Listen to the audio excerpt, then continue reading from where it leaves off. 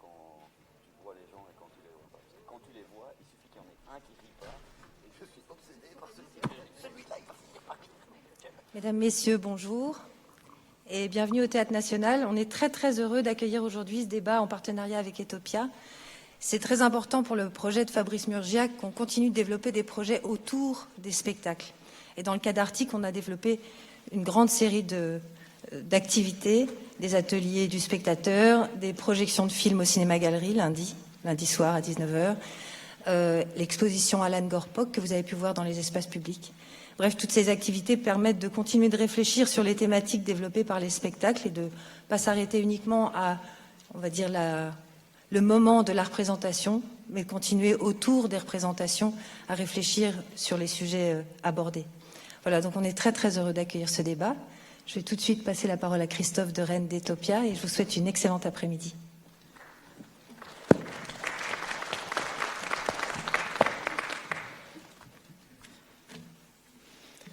Merci au National, tout d'abord, de nous accueillir et surtout de nous avoir proposé d'accompagner la création de la pièce Artic de Anne-Cécile d'une réflexion politique, enfin une réflexion politique, géopolitique et philosophique.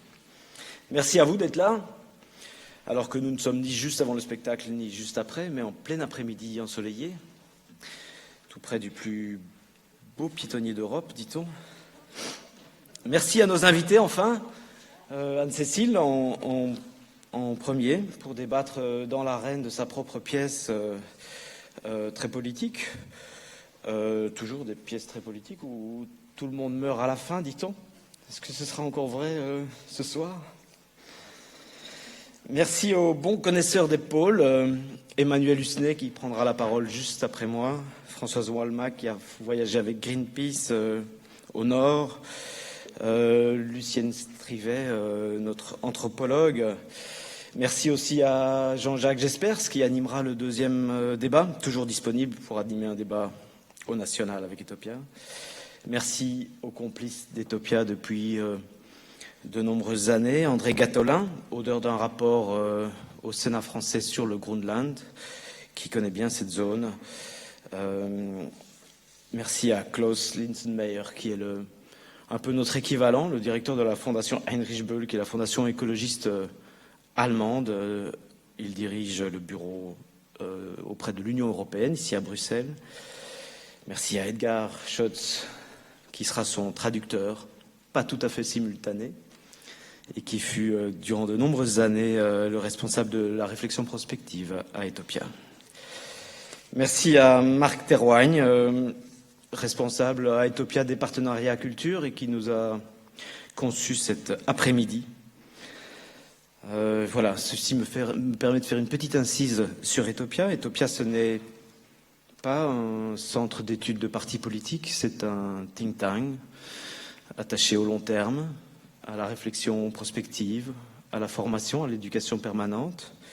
C'est un peu l'équivalent du système allemand où, à côté de chaque parti, il y a une fondation politique.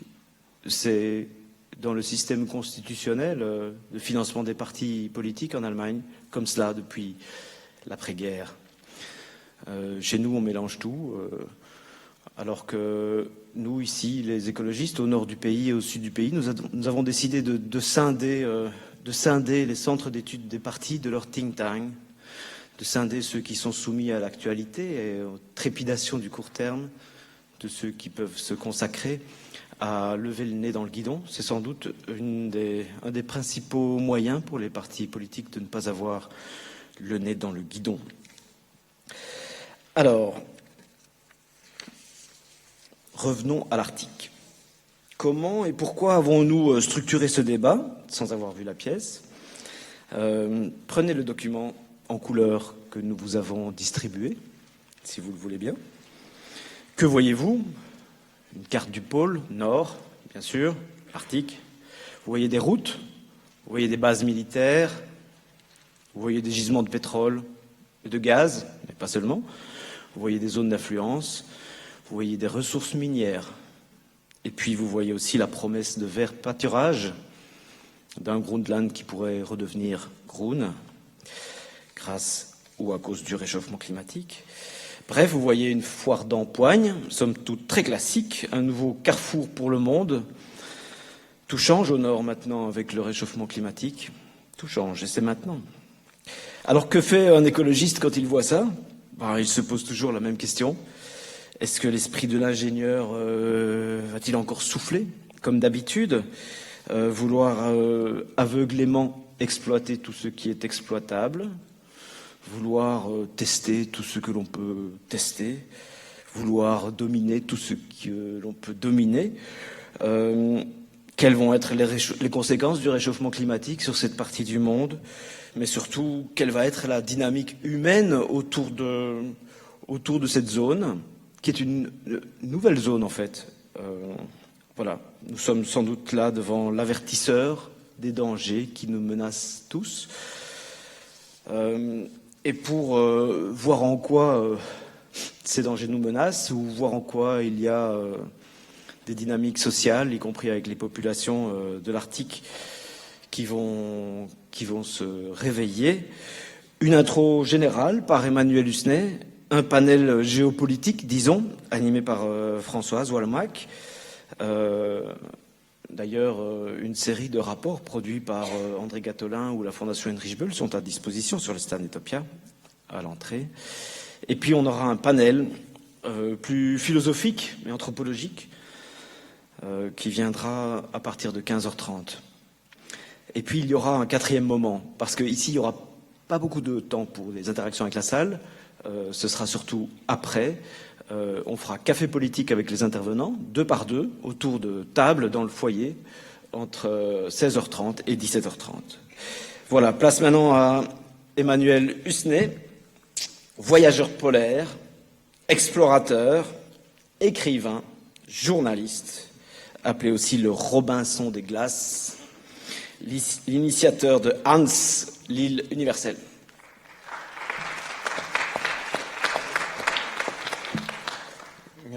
Merci pour votre invitation, d'abord, cette introduction. Merci à Etopia, merci au Théâtre National de m'inviter aujourd'hui. Alors, ce sont des grands mots qui ont été employés là, explorateur, voyageur polaire, écrivain. Bon, c'est un fait que la première fois que je suis allé au Groenland, c'est en 1990. C'était à Narsaq. Je survolais les Riksfjords. Les Riksfjords, c'est l'endroit qui a été découvert par Éric Le Rouge il y a de cela plus de 1000 ans. Et c'est la première implantation, en tout cas, d'Européens au Groenland. Et il y a une ville que j'aimais beaucoup, qui existe encore, mais qui se pose de grandes questions aujourd'hui, c'est la ville de Narsaq. Parce qu'on sait qu'au-dessus de Narsaq, il y avait la fameuse pierre rare, la pierre du Renne, qu'on appelait la Tuktukpit, une pierre rose. Eh bien, elle contient aussi de l'uranium, il y a aussi des terres rares là-dessus. Donc on en saura peut-être plus sur l'avenir de la zone, qui risque d'être prochainement une mine à ciel ouvert. En tout cas, la thématique du pôle Nord, dernier Eldorado, elle est à la fois intéressante et elle est un peu amusante aussi, parce que on aurait pu se poser exactement la même question il y a 150 ans. Parce que le pôle Nord, l'Arctique, fait fantasmer l'humanité depuis très longtemps, en particulier donc les pays industrialisés, qui ont toujours vu, depuis que l'industrialisation existe, un territoire avec des ressources encore intouchées. On se souvient évidemment de la ruée vers l'or dans le Klondike. Donc ça a beaucoup marqué l'imagination à tel point que quelqu'un comme Jules Verne a imaginé un roman dans les années 1890. Vous l'avez peut-être lu, qui s'appelle Sans dessus dessous, sans S-A-N-S, où il est question, ni plus ni moins, de mettre aux enchères le pôle Nord. Évidemment, les nations civilisées se précipitent, chacun a envie d'acquérir la zone. Pourquoi ? Eh bien, c'est facile de le deviner. C'est pour exploiter non pas le pétrole à l'époque, c'est plutôt le charbon qui intéresse l'humanité. Il y aurait des grandes mines de charbon, mais seulement voilà, les explorateurs viennent de montrer à tout le monde que l'océan glacial arctique, même si personne n'a encore atteint le pôle Nord, est gelé en permanence. Donc comment faire pour exploiter du charbon sous la glace ? Eh bien, il faut faire fondre la glace. D'où cette idée géniale de Jules Verne, une fois de plus, de précipiter ce fameux réchauffement climatique. parce qu'il est en train de se passer aujourd'hui en direct tous les jours. Chaque année, ça ne s'arrange pas. Mais à la fin du 19e siècle, évidemment, on ne l'imaginait pas. Alors, Jules Verne, il pense que c'est les Américains, pour tout vous dire, qui remportent la mise aux enchères. Donc, c'est eux qui deviennent les propriétaires du pôle Nord.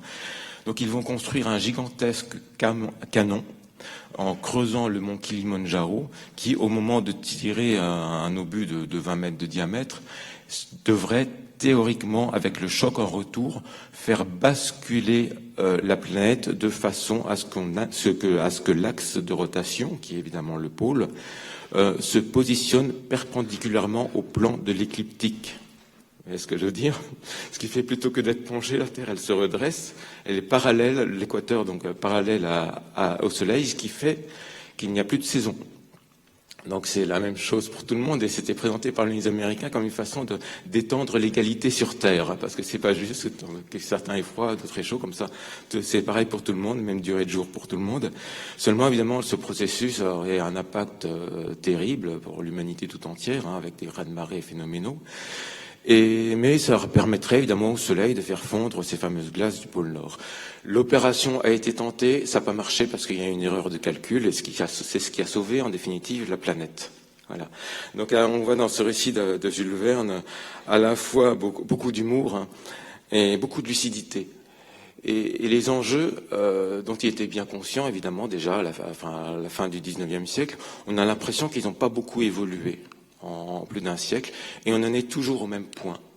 Récemment, j'entends pas récemment ces dernières années, tous les pays frontaliers de l'Arctique, à savoir les États-Unis, le Canada, la Norvège, le Danemark et la Russie, bien sûr, ont revendiqué officiellement le pôle Nord lui-même, c'est-à-dire 90 degrés de latitude nord. Ils ont déposé leur revendication à l'ONU.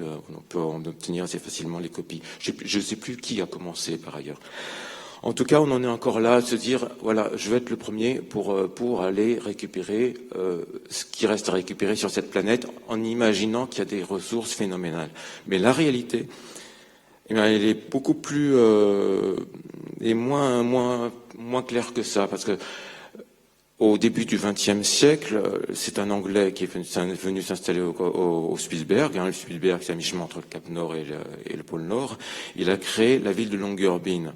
Longyear, c'était la personne qui a lancé tout ça. Depuis, on exploite le charbon, mais ça n'a jamais été rentable. Bon, on y est aussi pour des raisons plus politiques aujourd'hui, peut-être, que de production du charbon. Mais il y a eu beaucoup d'autres tentatives, il y a de cela plus d'un siècle maintenant, pour exploiter les mines de l'Arctique. La plupart de celles que je connais ont échoué. Au même Spitzberg, il y a eu une tentative aussi des Anglais encore pour exploiter du marbre en baie du Roi. Si vous connaissez New London, c'est amusant parce qu'on retrouve encore les machines, la petite locomotive qu'il y avait là-bas pour de la mine. Mais tout ça a échoué, donc ça marchait pas il y a un siècle, et on s'aperçoit qu'aujourd'hui ça marche pas encore terrible. En tout cas, si le Groenland en particulier et l'Arctique en général représente un Eldorado, je serais tenté de dire que c'est un Eldorado pour le voyageur. C'est un Eldorado encore pour la personne qui a envie de voir ce qu'on ne voit nulle part ailleurs encore sur Terre, c'est-à-dire une nature absolument sauvage. Et croyez bien que ce ne sont pas les quelques touristes dont on parle au Spitzberg ou même au Groenland qui vont y changer quoi que ce soit. Le tourisme là-bas, c'est en volume, en empiètement du territoire absolument infime. C'est très très faible l'impact par rapport à l'immensité du lieu et son caractère indomptable. Ça reste un environnement très dur. Vous savez, je suis longtemps parti en expédition, donc depuis maintenant, je dirais presque 30 ans, j'y vais régulièrement.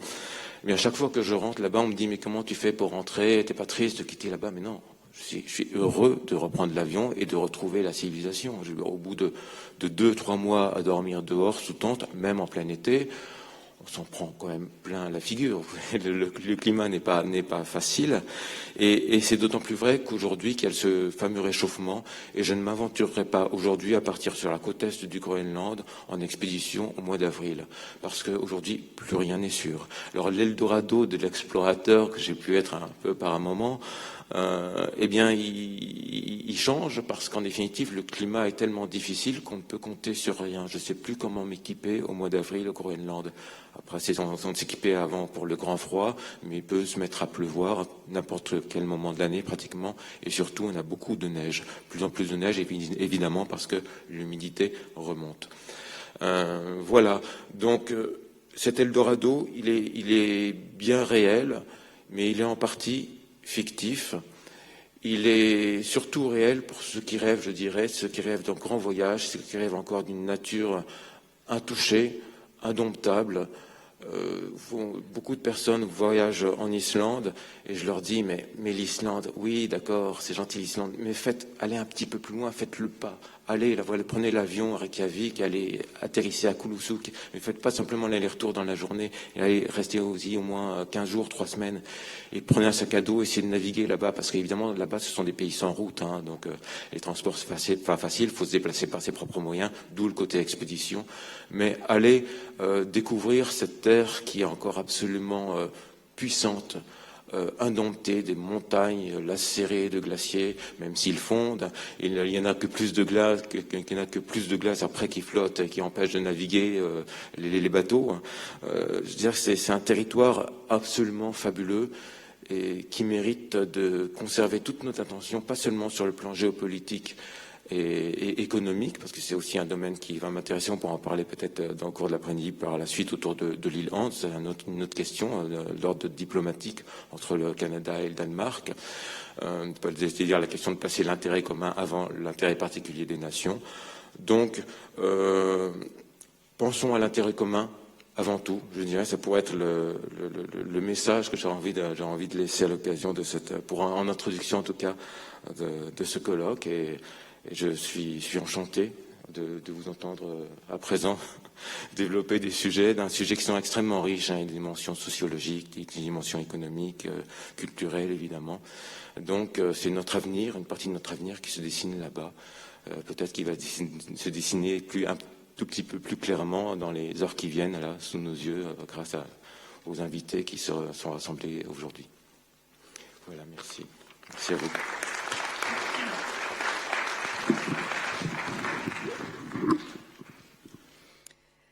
Merci de nous avoir fait rêver, de nous avoir évoqué tous ces paysages polaires, inviolés, silencieux, comme Anne-Cécile le décrit bien.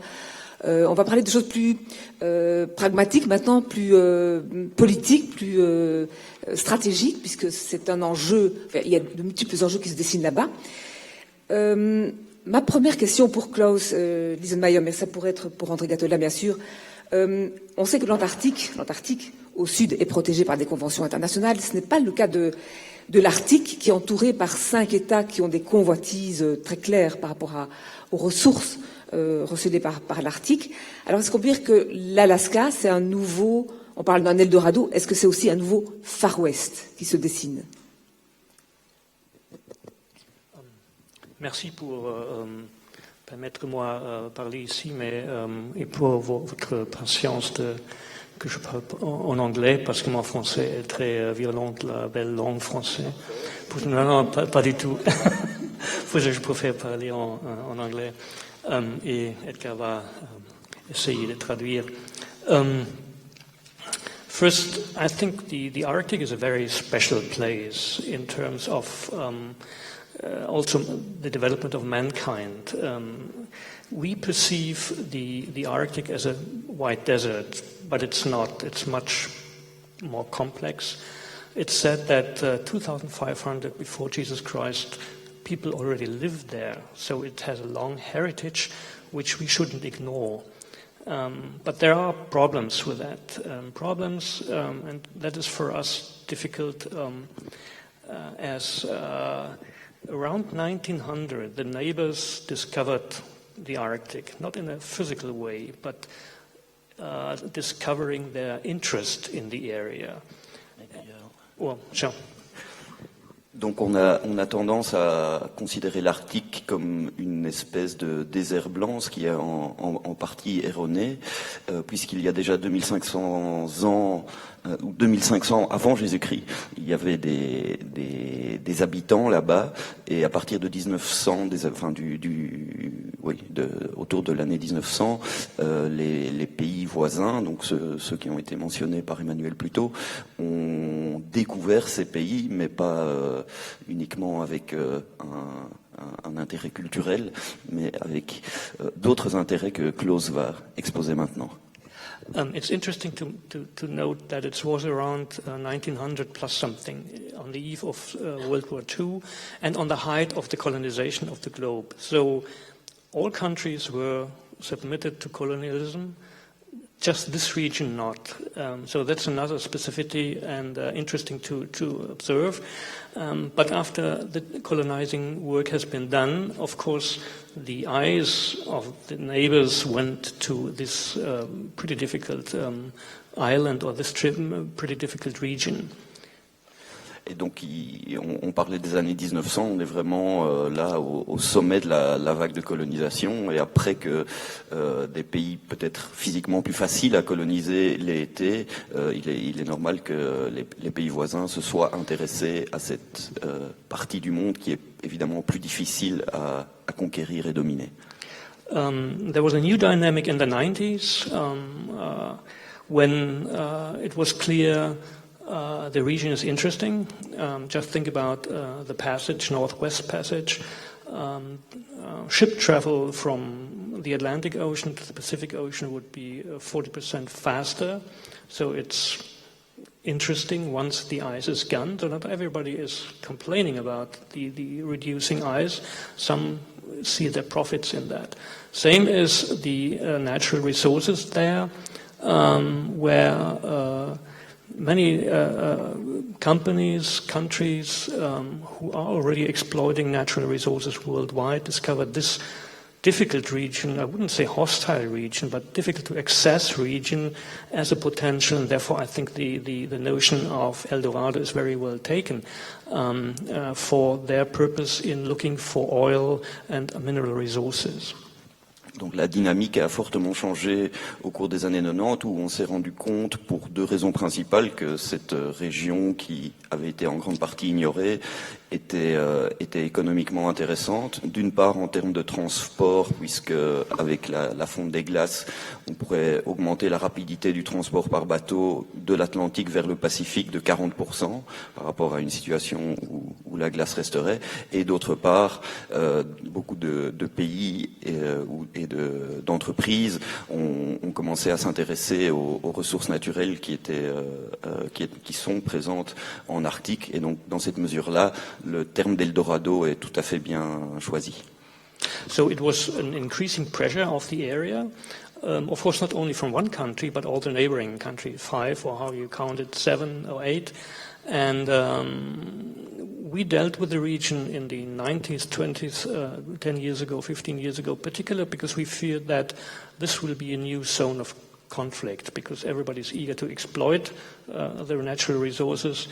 The people living there don't have a voice, and that makes our work very difficult, because normally when we deal with ecological problems, we can refer to groups that mobilize, that can speak out. All this is missing in the region. And therefore we come to the problem of the governance structure. So the Arctic area is governed by the Arctic Council, which is, let's say, a club of neighboring countries trying to consensual deal with their interest, partly conflicting interest in the region. Le problème, évidemment, dans cette zone, c'est que les quelques personnes qui habitent n'y ont pas de voix, et dans la plupart des combats écologiques, les groupes qui défendent les intérêts naturels peuvent s'appuyer, se référer à des groupes d'habitants structurés qui peuvent faire converger les intérêts. C'est pas le cas ici, et ça renvoie aussi alors à la gouvernance de l'Arctique. Il y a un conseil de l'Arctique qui est en fait rien d'autre qu'un conseil des pays voisins. So we have a special sea convention that extends the territory of each neighboring state which is unusual normally. Normally you have your 20 or 30 mile zone. There it's 200 miles, where these countries say that's our sovereign territory. So you can really see it in the surrounding where they come closer and closer. And of course, when nations come closer, conflict is not far away. Donc ça devient, ça j'avais oublié de le traduire, pour une fondation comme la Fondation Heinrich Böll, c'est devenu un centre d'intérêt il y a une vingtaine d'années parce qu'il voyait cette zone comme une zone de conflit potentiel, et ça commence à, hélas, s'avérer de plus en plus, notamment parce que les limites territoriales, qui sont en général de 30 miles, donc 45 kilomètres, dans le cas de l'Arctique, les voisins essayent de l'étendre à 200 miles, donc 300 kilomètres, ce qui est évidemment source potentielle de conflit. So what we can see, and I'll leave it with that, we'll see two tendencies in the future. One is the destruction of the ice, rising sea level, so we have a sort of an ecological threat. And since the region is opening up to exploit resources, we can expect also to have more economic activities there, which will accelerate the ecological degradation and possibly also military conflicts in the region. Il y a deux tendances qui sont problématiques. D'une part, l'évolution écologique, le réchauffement climatique qui fait fondre la glace et monter le niveau des eaux. Et d'autre part, le fait que cette zone devient économiquement intéressante. Et c'est le deuxième problème, dans cette mesure-là, source d'une exploitation accrue qui va encore aggraver les problèmes climatiques et potentiellement amener des sources de conflits autour de l'appropriation des ressources. Majeur que c'est vraiment le nœud majeur du défi qu'on affronte, c'est la tension entre l'énormité des ressources recelées par l'Arctique et les convoitises que ça suscite, et puis bien sûr l'impact écologique que le réchauffement climatique, la fonte des glaces peut avoir. Est-ce que les pays riverains, plus maintenant la Chine qui s'intéresse à cet endroit et qui a mis le pied après la visite de Trump en Chine, est-ce que ces pays-là ont des états d'âme, des scrupules par rapport à l'évolution écologique de l'endroit? André Gattolin. Oui, déjà je voulais dire que je partageais totalement l'introduction qui a été faite tout à l'heure par Emmanuel, parce que les gens se représentent l'Arctique, surtout quand on n'y va pas, comme quelque chose, à travers le réchauffement climatique, qui deviendrait un endroit presque accueillant. Et si l'ampleur du réchauffement climatique est flagrant, il ne se traduit pas nécessairement par une nature et des conditions de vie ou même d'exploitation qui sont beaucoup plus favorables. Plus les glaciers fondent, plus ils se fragmentent, plus ils rendent, bien sûr, la banquise fond, la mer de glace disparaît pendant l'été. Pour autant, ça ne veut pas dire que la navigation est simplifiée. Et c'est vrai qu'il y a une série de fantasmes. Alors, Emmanuel faisait remonter au XIXe siècle, à l'époque de Jules Verne, mais les premiers, c'était au XVIe siècle. C'était Martin Frobisher, qui était un explorateur, un navigateur britannique, qui prétendait avoir retrouvé de l'or chez les Inuits, qui pensait toujours cette fameuse route vers l'Asie. C'est assez intéressant parce que cette question centrale, parce qu'on peut poser la question en termes géopolitiques. Alors c'est vrai qu'on voit régulièrement aujourd'hui dans les médias la Russie qui réarme une partie de ses capacités conventionnelles et non conventionnelles nucléaires dans l'Arctique sibérien, dans sa partie à elle. On pense à des risques de tension. C'est vrai qu'il y a une agressivité de plus en plus forte au niveau international, d'une part du fait de Poutine, mais aussi de la nouvelle donne posée par l'administration Trump. Mais en réalité, la zone est beaucoup plus pacifiée qu'elle l'a été au lendemain de la Deuxième Guerre mondiale, où la guerre froide s'est jouée dans cette région-là, parce que les Américains et les Russes s'étaient rendus compte que le plus court moyen moyens pour balancer des missiles balistiques, c'était de passer en gros sur la zone arctique. Hein. C'est vrai qu'il est très important de montrer ces cartes. Je crois qu'il y a une représentation dans les documents qui ont été donnés où on voit le monde depuis le pôle. Parce que quand on regarde effectivement les cartes classiques, on ne se rend pas compte de cette proximité relative des distances et de cette particularité d'un océan qui est presque fermé. Je dirais, à part la partie qui est entre le Svalbard, le Groenland et la Norvège, qui est un petit peu ouvert, d'ailleurs qui conduit le Gulf Stream à remonter assez haut et à rendre même le Svalbard, qui est je crois, au 67e parallèle, et dans des conditions souvent météorologiques meilleures qu'une partie du nord du Québec, qui est pourtant à un niveau de parallèle bien inférieur. Mais c'est un océan entouré de territoires. Et c'est vrai que le parallèle tout à l'heure entre Arctique et Antarctique, l'Antarctique, c'est un continent entouré d'océans.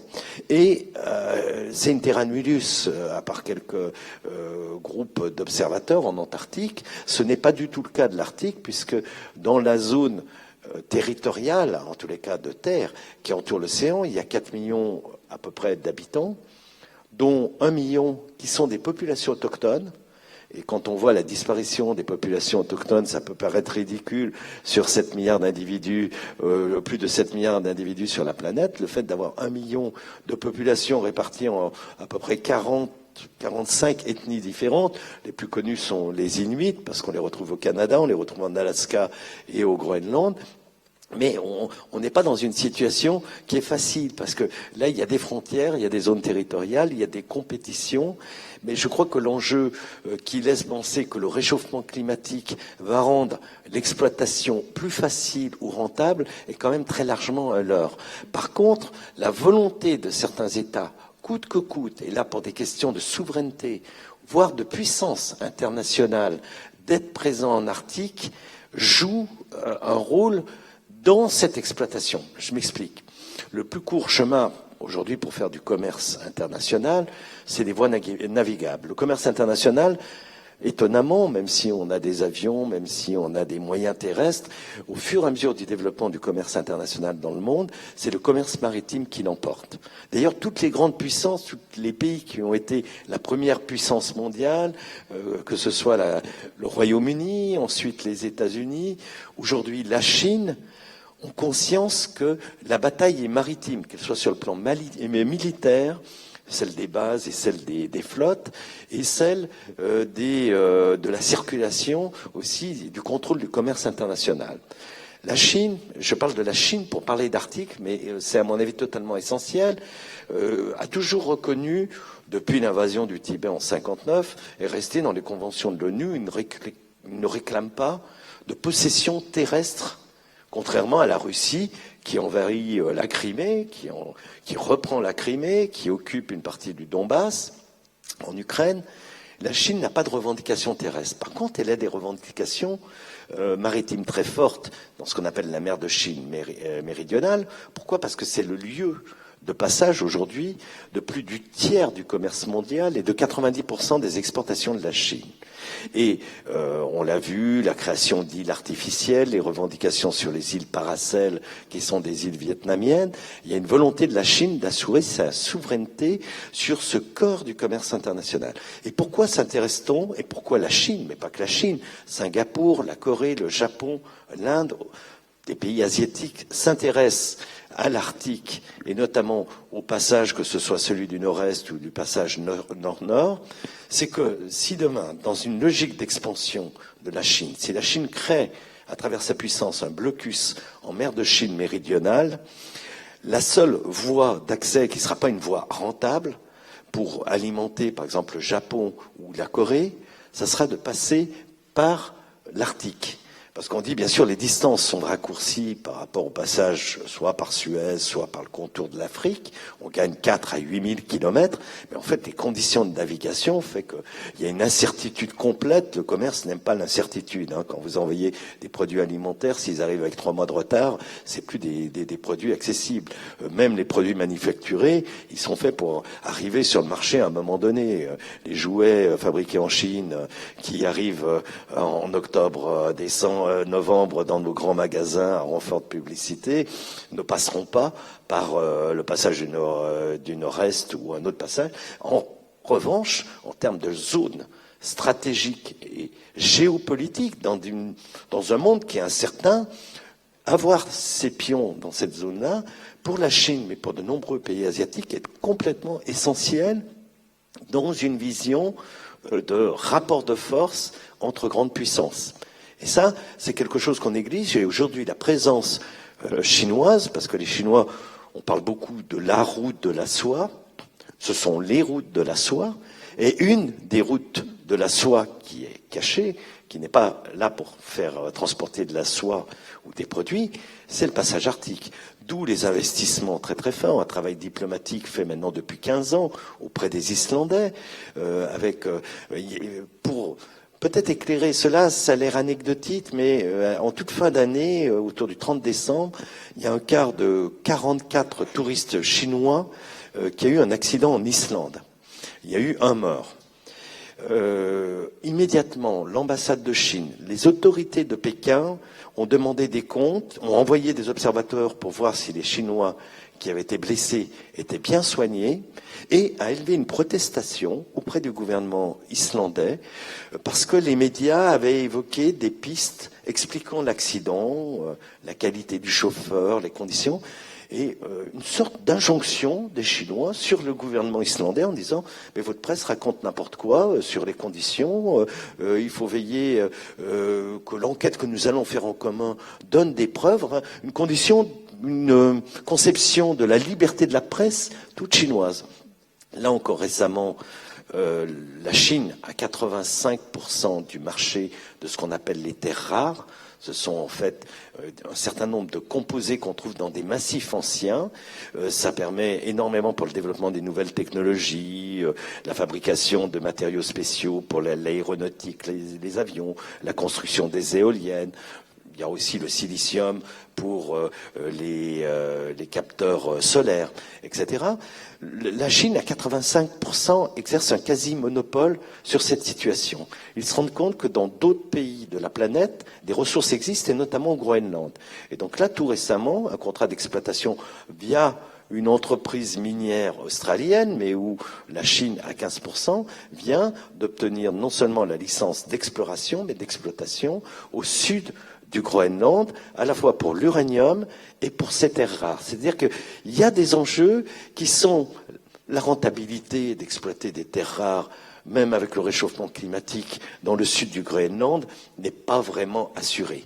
Par contre, pour maintenir un monopole sur la production et le contrôle de ces matières qui sont aujourd'hui absolument essentielles dans les nouvelles technologies, ça fait partie des enjeux chinois. Et on voit bien que cette réflexion autour de l'Arctique, c'est pas simplement de savoir si M. Poutine fait survoler ses MiG faire des passages jusque d'ailleurs dans la Manche, on en retrouve un peu partout. Il va pas mener la guerre ici, mais par contre, il y a une influence absolument incroyable qui se joue. Je termine juste par un autre exemple je parle encore de l'Islande, mais c'est vrai aussi au Groenland. En Islande, l'ambassade de Chine a fait un nouveau bâtiment il y a 4 ans. Quand vous connaissez Reykjavik, il y a 340 000 habitants, il y en a à peu près 150 000 qui habitent dans l'agglomération de Reykjavik. Il y a un bâtiment immense qui fait 4 fois à 5 fois la taille de l'ambassade américaine. Cette idée d'une présence et d'une omniprésence, avec des projets, alors à 20-30 ans, disant dans l'est de l'Islande, on pourrait faire un grand hub portuaire. Alors les Islandais disent, l'est n'est pas développé, c'est super sympa de travailler, les Chinois vont amener de l'argent, vont nous aider à nous développer, ça va faire du business. C'est en prévision, effectivement, d'une future route, mais dont, je dis, les questions et la rentabilité économique est plus que limitée. Sur l'exploitation pétrolière, Monsieur Obama avait rompu les autorisations qui avaient été données en Alaska en offshore, donc c'est-à-dire en mer et dans des zones glacées, à donner à Shell pour exploiter le pétrole, parce que l'argument, de toute façon, c'est que c'était pas rentable. Avec il faut un cours du Brent à 110 ou 120 euros pour que ce soit rentable. Aujourd'hui, il est un peu remonté, il est à 70 $.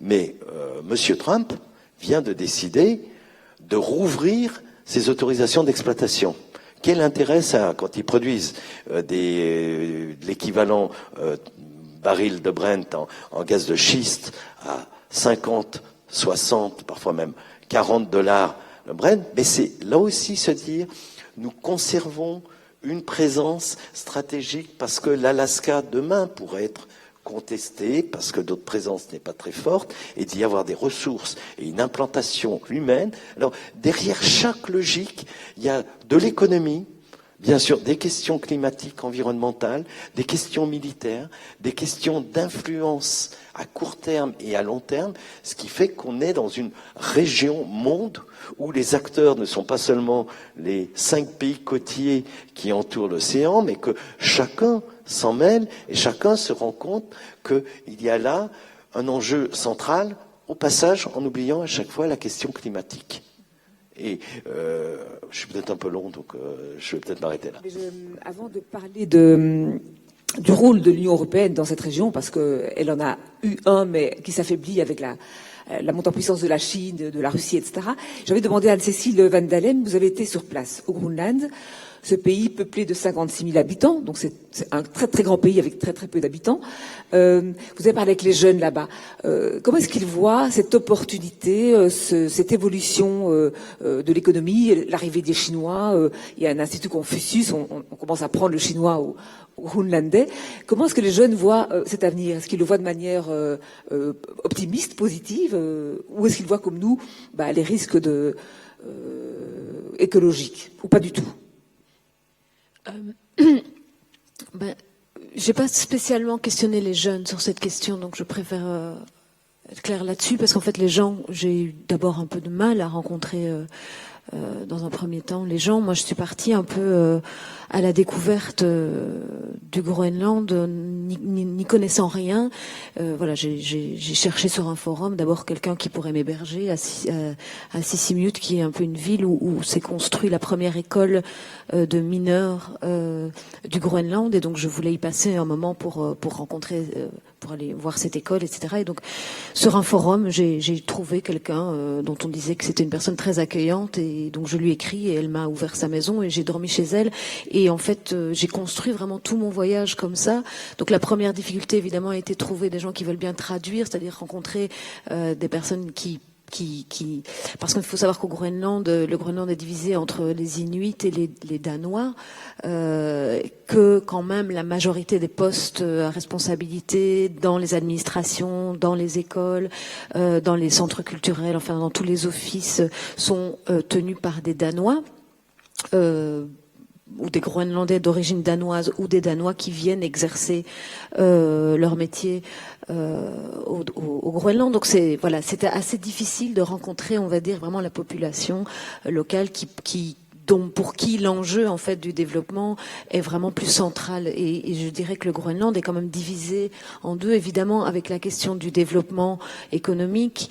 C'est complètement attaché à la question de l'indépendance. C'est-à-dire que la question de l'indépendance est arrivée sur le tapis à partir du moment donné où on s'est rendu compte qu'il y avait une économie possible, puisqu'en fait le Groenland a négocié les conditions de son indépendance. Donc le Groenland est une région autonome du Danemark et a négocié les conditions de son indépendance dans la mesure où elle soit capable, en tout cas, de produire sa propre économie. Il faut savoir que pour l'instant, elle a recours à 50% à une subvention qui lui est payée du Danemark. Donc, c'est papa et maman qui lui donnent l'argent pour vivre et pour exister. Et donc, s'ils veulent devenir indépendants, il faut qu'ils soient capables de produire leur économie. Pas que, mais en tout cas. Et donc, évidemment, quand entre 2009 et 2013, on va dire, la plupart des investisseurs sont venus commencer à creuser et ont vraiment pensé qu'il y avait là, effectivement, une sorte de ruée vers l'or en matière de ressources naturelles, ça a créé un espoir énorme, parce que économie égale indépendance. Voilà, il y avait un raccourci assez fort entre économie et indépendance, et économie égale aussi, indépendance, économie égale création de routes. Il y a eu des créations de routes, création d'écoles, création d'infrastructures et d'emplois, surtout pour les Groenlandais. Et je dirais que moi, quand j'y étais, c'était en 2016, la première fois, on était un peu au lendemain de ce rêve-là. C'est-à-dire que les gens, ils sont tous un peu retombés, ils ont gardé l'espoir d'indépendance, qui reste pour une partie une partie, parce que c'est vraiment une question qui est compliquée, et pour une partie des habitants qui reste une volonté très forte, ils ont gardé ça tout en n'ayant plus aucune certitude que cette économie allait se développer. Il y a donc beaucoup d'investisseurs qui sont partis, mais il y en a aussi, comme vous disiez, qui gardent en veille des mines. Moi, j'ai séjourné chez un ingénieur ils sont 4, et en fait ils maintiennent à l'est de Nuuk une mine à l'état de veille pour le jour où on pourra à nouveau exploiter ce territoire, les mines, et où ça sera économiquement viable. Et donc c'est comme si tout était en fait en attente, figé, mais en attendant, voilà, il y a eu des élections, ils ont voté donc pour le parti Siumut qui promettait en fait la levée du moratoire, et donc le moratoire qui interdisait l'extraction d'uranium et les conduisait en fait vers l'indépendance. Ils ont voté, et puis en fait ils sont toujours en attente. Donc c'est une question, voilà, tout ce que moi en tout cas j'ai découvert là-bas, c'était que c'était très compliqué, qu'il y avait énormément de contradictions, énormément d'espoir, mais en même temps énormément de questions sur ce qui allait réellement en fait revenir aux Groenlandais, que ça soit en termes d'emploi, parce que on parlait de la Chine qui effectivement est en train de négocier, je crois que c'est même pas encore fait, l'uranium, là c'est signé, voilà. Mais il voulait aussi, en tout cas à l'époque, renégocier, c'est-à-dire d'abord importer de la main-d'œuvre chinoise et renégocier les conditions de travail et de monter, enfin à l'époque c'est ce qu'il disait, à 60 heures semaine le travail. Donc c'est aussi renégocier tout d'un coup toutes les lois sociales du pays, qui sont plutôt celles du Danemark, et avec ça toute la question de l'emploi, des emplois qui sont promis, qui pourraient ne pas leur revenir. Donc je dis, tout ça, c'est énormément de questions, et voilà, moi c'est ces questions-là en tout cas qui m'ont vraiment intéressée dans le cadre du projet que j'ai écrit. Une question aussi sur l'impact, l'influence dont l'Union européenne jouit encore dans cette région. Si je ne m'abuse, le Groenland était dans l'Union européenne et puis s'en est retiré en 84, je pense. Voilà. C'est ça. Voilà. Est-ce que l'Union européenne a encore une influence dans cette région? Quels sont les rapports entre l'Union et le Groenland et l'Arctique en général? Alors, les pays de l'Union européenne ont des relations et des implications. La France, par exemple, est un pays qui a toujours eu une très forte renommée par sa recherche, ses explorateurs, sa recherche anthropologique. Quand on parle du Groenland, on nous dit « Ah, Paul-Émile Victor, ah, les grands explorateurs ». Puis après, ils nous disent « Ah, cette salope de Brigitte Bardot qui a interdit la chasse aux phoques ». Parce que c'est vrai qu'on a un européocentrisme qui fait que quand on n'est jamais allé au Groenland, il faut y aller pour voir qu'il n'y a pas d'arbres. Donc faites pousser des légumes, expliquer aux Inuits qui doivent être végétariens, c'est un petit peu difficile. Et par ailleurs, avec le bannissement de l'exportation des fourrures de phoques, qui est dans les années 80, en 84, on a fait s'effondrer totalement en Europe, mais ça a eu un effet d'effondrement des économies des populations inuites, notamment au Canada. En gros, quand les gens chassaient le phoque, ils le mangeaient, ils utilisaient la graisse pour se chauffer, voire même pour s'éclairer, pour en faire une huile, et ils vendaient la peau de phoque, début des années 80, à peu près $35 canadiens. Cet argent leur permettait d'acheter des médicaments et un certain nombre de produits qu'ils ne trouvaient pas. À partir du moment où il y a eu le bannissement, la peau de phoque est tombée, puisqu'elle était illégale, à $1. Donc toute l'économie inuite, il y a un chercheur qui travaille depuis 50 ans sur les Inuits, 45 ans, qui enseigne à McGill, qui m'a expliqué cela. Il me dit tout d'un coup, il ne pouvait plus vivre de manière nomade, c'est-à-dire on imagine l'Esquimau, comme on disait, le mangeur de viande crue dans son igloo.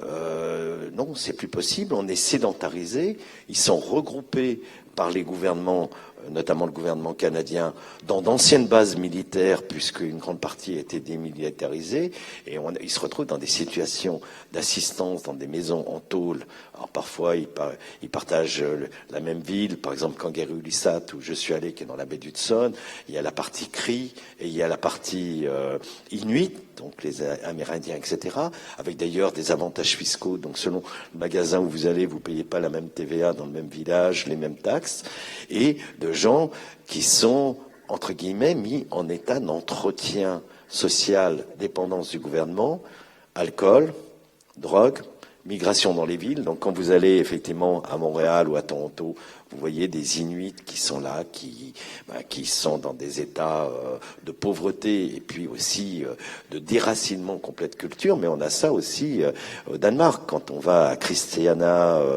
donc cette espèce d'utopie au sein de Copenhague, il y a le bâtiment, des bâtiments dont j'oublie le nom principal, où il y a perpétuellement tous les Inuits qui sont venus parce que c'est une dépendance, le Groenland, comme ça a été rappelé, du Danemark, qui sont là.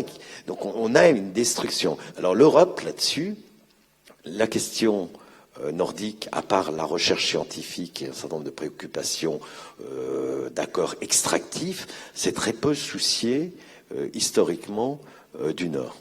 Et quand il y a eu en 1995 l'entrée de la Suède et de la Finlande dans l'Union, on s'est dit, il va falloir quand même qu'on s'intéresse à ça.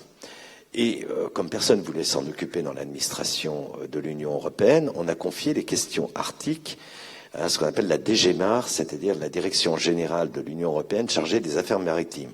Parce qu'il y a c'est un océan, sauf que les Suédois et la Finlande n'ont pas accès à l'océan Arctique. Et moi, j'ai dit, quand j'ai commencé mes travaux, parce que ça fait des années que je me bats, et j'en suis pas au premier, mais au 3e rapport sur l'Arctique, j'ai dit, mais il n'y a pas de politique nordique.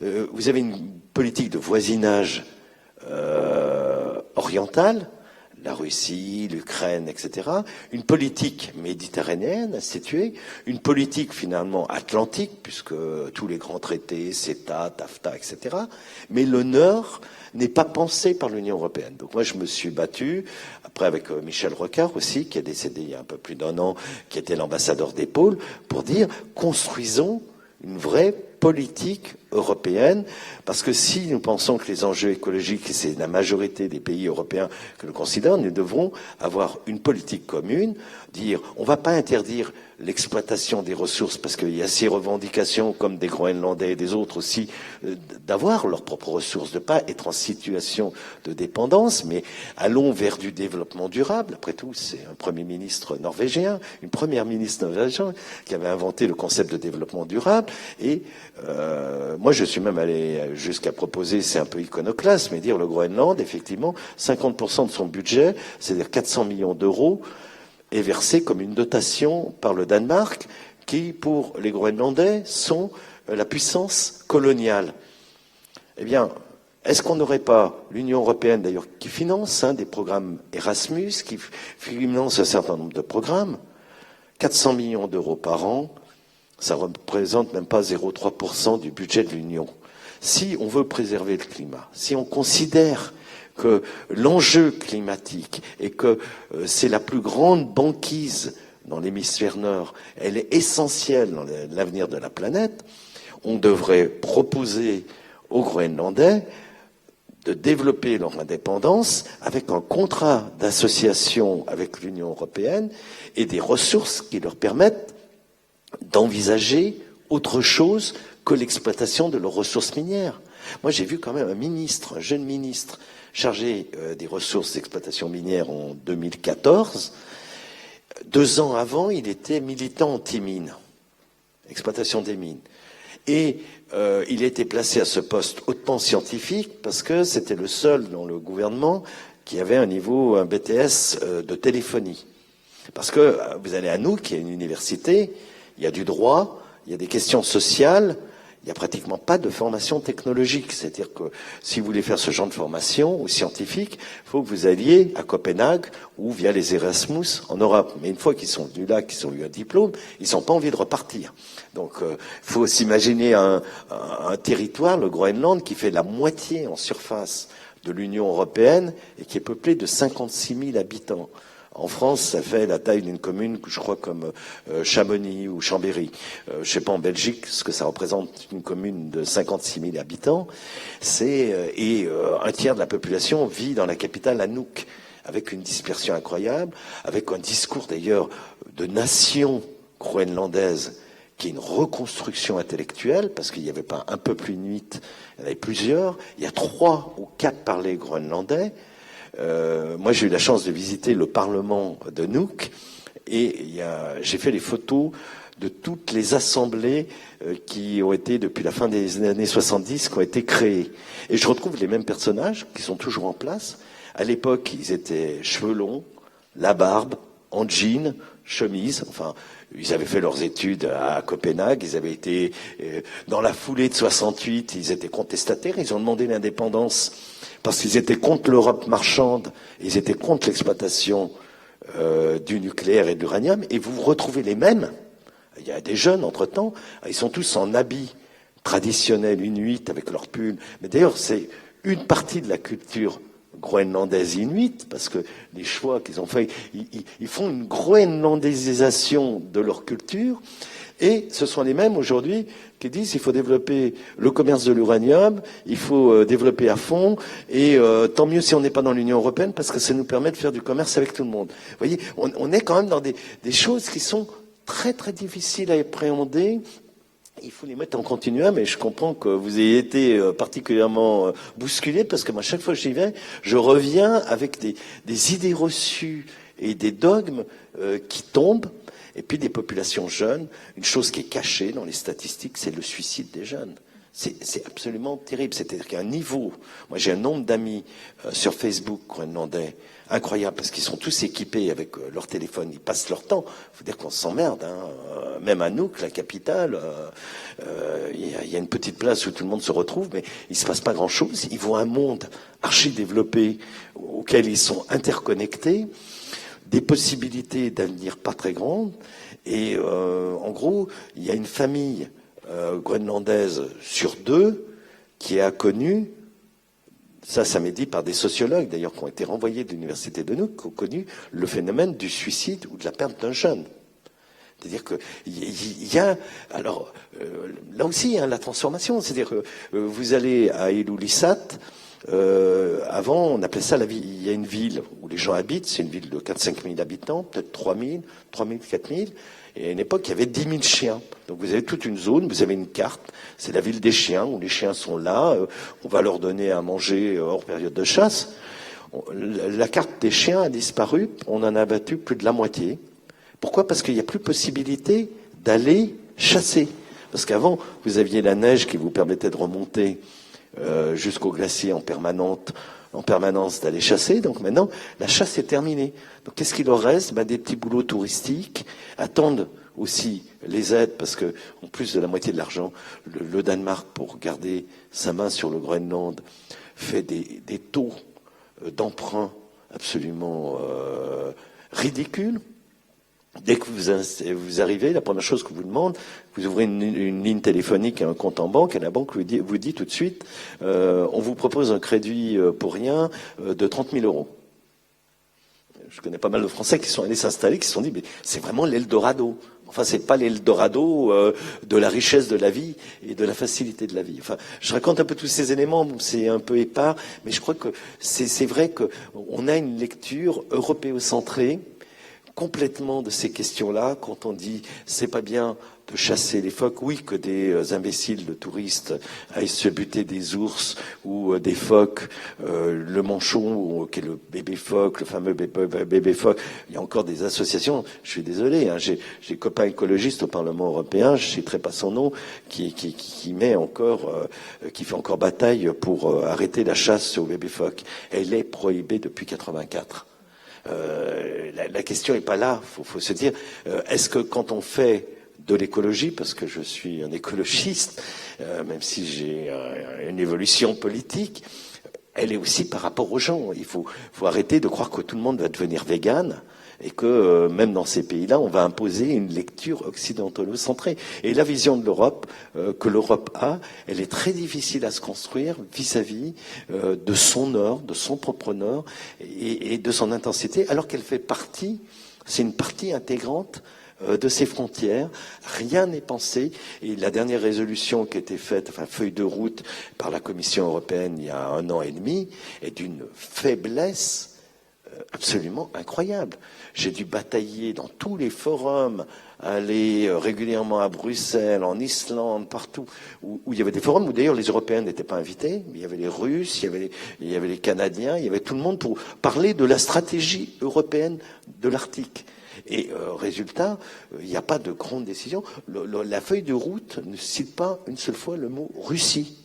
Parce qu'on fait de la géopolitique en disant en ce moment c'est compliqué, on ne parle pas des Russes. Alors vous parlez d'Arctique et de stratégie arctique au niveau européen. Ça a été soulevé d'ailleurs par les rapporteurs du Parlement européen qui sont des pays baltes. On dit il n'y a pas le mot Russie dedans. Donc l'Europe perd le nord, ne pense pas son nord. Et je pense que ça nous occulte, je dirais plus généralement, de toute une partie de la réflexion géostratégique globale. Parce que tout le monde, très loin de l'Arctique, pense à l'Arctique. On rappelait la Chine, la Corée, l'Inde. Aujourd'hui, l'Inde a une stratégie arctique. Singapour, l'étroit de Malacca, a une stratégie arctique. Ils n'ont rien à faire en Arctique. Si, parce que si un jour il y a le passage de l'autre côté, le détroit de Malacca, qui est la zone la plus intense de commerce maritime, pourrait en subir les conséquences. Il y a à peu près que les Européens qui ne voient pas, et j'en suis désolé, le caractère absolument vital et stratégique de cette zone.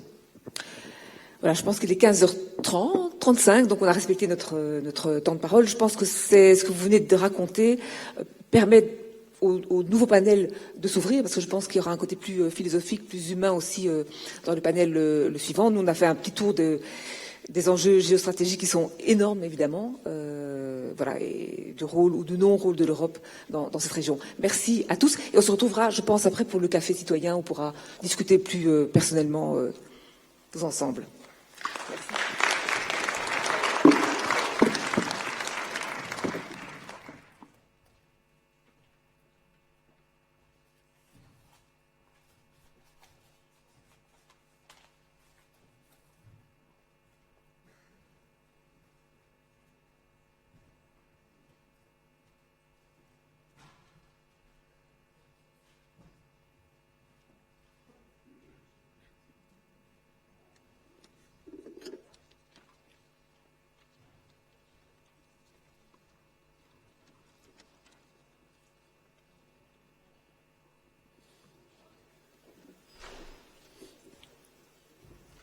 Bien, je vais demander à Emmanuel Husnet de nous rejoindre. Si...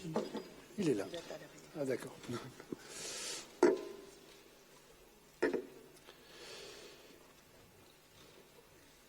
Voilà, avec ce deuxième panel, on va être un petit peu plus attentif à l'aspect humain, à l'aspect vécu de la situation. On va un peu moins parler d'enjeux géopolitiques ou géoéconomiques. Et nous avons le plaisir, donc, pour aborder ces questions, d'avoir sur ce plateau Lucienne Strivet, qui est anthropologue à l'Université de Liège et qui s'intéresse très fort au rapport entre les populations autochtones et la nature. Anne-Cécile Van Dalem est toujours là, donc auteur de la pièce, et puis Emmanuel Husnet, voyageur, journaliste, explorateur, qui vous a introduit le sujet tout à l'heure. Alors, on peut peut-être commencer par évoquer cette mosaïque incroyable de peuples qui se trouve là autour de l'océan Arctique. Alors, j'ai pris quelques noms comme ça au passage, parce qu'il n'y a pas que les Inuits, hein. Il y a les Saamis, donc les Lapons, il y a les Aléoutiens, les Athabascans, les Gwich'in, les Nénés, les Samoyèdes, les Yakoutes, les Tchouks, toutes ces populations qui sont là tout autour. Est-ce qu'il y a d'abord des traits communs entre toutes ces populations, à part le fait que ce sont sans doute des populations à culture chamanique. Est-ce qu'il y a des traits communs? Est-ce qu'ils ont des relations les uns vers les autres, avec les autres? Et est-ce qu'on peut dire que c'est qu'il y a quelque chose d'arctique, disons, commun à toutes ces populations? Oui, effectivement, c'est une grande variété, même à l'intérieur des groupes inuits. Ce n'est pas unitaire, c'est très hétérogène, mais ça communique. Ils communiquent entre eux, et comme on a parlé tout à l'heure des clubs arctiques qui se constituaient entre nations, entre États, je dirais, il existe maintenant aussi, depuis une trentaine d'années, un conseil circumpolaire inuit.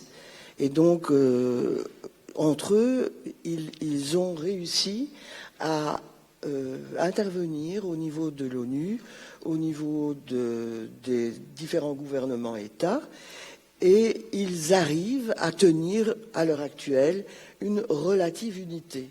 Je dis bien une relative unité, parce que vis-à-vis de l'enjeu géopolitique qui vient d'être largement évoqué, ils ne sont évidemment pas a priori tous d'accord. Et je dirais que les Inuits du Groenland, par exemple, ont eu tendance, dans un premier temps, à aller vers le tout développement, en se disant, on ne voit vraiment pas pourquoi on nous priverait de la possibilité du confort de vie qui est partagé partout ailleurs sur la planète, ou en tout cas partout où c'est apparemment très visible. À l'heure actuelle, les choses ont un peu changé. Il reste une bonne partie de pragmatistes, je dirais, mais il y a une grosse déception vis-à-vis de ce qu'on pouvait espérer du tout développement, puisqu'ils ont réalisé assez rapidement qu'ils ne seraient pas les premiers bénéficiaires de ce développement, mais qu'en réalité, ils en seraient sans doute les premières victimes, puisque ça minerait de manière définitive, avec des pollutions à long terme, tout ce qui faisait leur mode de vie et leurs valeurs. En effet, comme vous le disiez, ils sont essentiellement à ce que nous appelons culture chamanisme, mais le chamanisme est tellement divers que ça ne recouvre pas quelque chose d'unifié, c'est-à-dire qu'ils considèrent qu'il y a entre les humains et les non-humains une relation telle que on partage tous le même esprit. Et ça, c'est une posture qui est totalement opposée à la posture de l'Europe, mais aussi de tous les pays occidentalisés, de tous ces pays naturalistes où l'économie passe au premier plan, la science passe au premier plan, on peut avant tout exploiter. Eux sont dans un régime de l'intégration. Au départ, c'est cette posture-là qui est la leur, même si cette intégration est très difficile, ou peut-être parce qu'elle est très difficile. Quand vous dites régime de l'intégration, ça veut dire quoi? Ça veut dire qu'il n'y a pas de différence fondamentale, de frontière infranchissable entre l'homme et la nature. Il y a une frontière, mais c'est la frontière inverse de la nôtre. Nous considérons qu'en dehors de nous, il n'y a pas d'esprit, il n'y a pas d'intelligence, il n'y a pas d'âme, il n'y a pas de conscience, il n'y a pas d'intentionnalité, il n'y a pas. On est les seuls, on est l'exception humaine. Pour eux, ils sont des êtres parmi les autres, et les non-humains regroupent aussi bien les esprits, d'où le chamanisme, que les animaux, que les plantes, que toute une série d'êtres qui ne sont pas inclus dans ce que nous prenons en considération, ce qui explique que le dialogue est pratiquement impossible, comme il a été impossible entre les Amérindiens et les premiers colons qui sont venus s'installer là-bas. Alors, je disais, le tout développement est en recul. Par contre, il reste des attitudes pragmatistes qui disent ça va arriver de toute façon, avec une certaine forme de lucidité. Donc, essayons à la fois de défendre nos valeurs et de faire en sorte que, si bénéfice il y a, ils reviennent quand même avec une légitimité aux personnes qui sont indigènes, donc qui sont enracinées dans ce territoire.